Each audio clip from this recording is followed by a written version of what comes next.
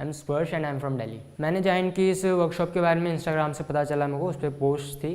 फिर मैंने ऑडिशन दिया अपना, मैं उसमें सिलेक्ट हुआ, देन मैंने वर्कशॉप अटेंड की।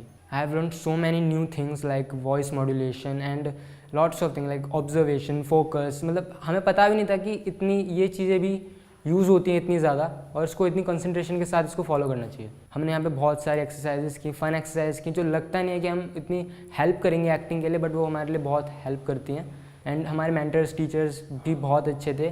उन्होंने हमें टीचर्स की तरह फील नहीं करवाया, वो हमारे फ्रेंड्स थे। हम उनके साथ डेली मिलते थे, बात करते थे, फ्रेंड्स वाली फीलिंग थी। मैंने अपनी वॉइस को थोड़ा डेवलप किया है यहाँ पे, और मैं इंस्पायर बहुत हुआ हूँ यहाँ पे टीचर्स से, और आई गेस मैं अब डबल मेहनत के साथ और अच्छा कर पाऊँगा।